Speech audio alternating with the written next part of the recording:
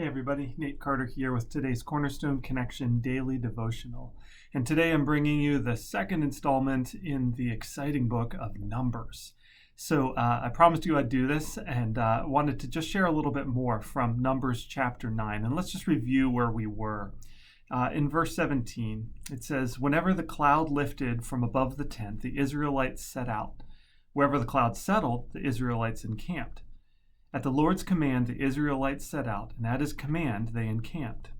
As long as the cloud stayed over the tabernacle, they remained in camp." And then skipping down to verse 22.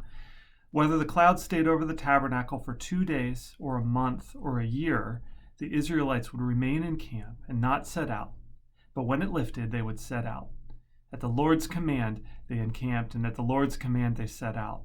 They obeyed the Lord's order in accordance with his command through Moses." And what we talked about last time is just how frustrating it must have been not knowing when that cloud was going to lift and when God was going to lead them on to the next destination and when they were going to be asked to stay for days, months, or even a year in one place. And they just didn't know.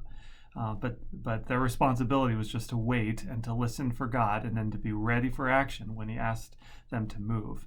And it reminded me a little bit about this past year as we've been managing the pandemic. And for those of you in a leadership position during this time, you probably know exactly what I'm talking about. But it doesn't even need to be a leadership position. Just as you manage your family and your decisions and make plans, during especially the first few months of the pandemic, we here at the church, we didn't know what was maybe even coming next week. And often we were making changes to our plans with days or even hours notice as we pivoted and prepared to respond to the latest restrictions or requirements. And that's hard for someone like me who likes to make plans and likes to know where we're going and likes to know what is coming next. And that's what life was like for the Israelites. They never knew when God was going to lead them out. And I can remember not only during the pandemic, but just in other times in my life, having these times of desert times where we just seem to be stuck like the Israelites, stuck in the wilderness and not seeming to get to the destination, but also not where we came from. We're just kind of in this middle ground, this limbo. And I can remember crying out to God and saying, "God, how do you expect me to do ministry when you've got me in the middle of nowhere? Like, if you have a calling for my life, why do you have me stuck in this nowhere land?" And as I thought about that, I realized I know the answer, and probably you do too. The first part is quite simply, God is calling us to trust him. He's calling to trust him even when it doesn't make sense to our simple minds. And second of all, God's working in the desert place. He's building our character. He's not just about what we can accomplish for him.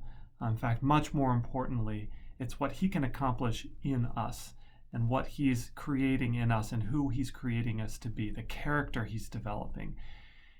And the hard truth is that I think the desert often is the best place for that character development to take place.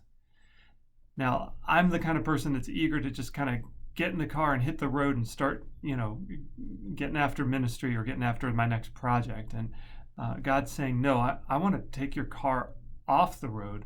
I want to put it up on blocks, and I want to fix what's damaged inside, so that when we do get it back on the road, you're not setting out for some sort of catastrophe down the road, but rather I want to fix you so that you're ready. So what are the lessons that we need to learn here? First of all, in the waiting, God is working. In the waiting, God is working. He's doing something good in those desert places, and we need to trust him even when it doesn't make sense to us. But second of all, God is still bringing about his promises. The Israelites, even though they felt like they were wandering for forever, and they were for 40 years, God still was eventually going to lead his people to the promised land. And that's what he's going to do in our lives too. We all have a promised land awaiting for us in the life to come when we're with the Lord.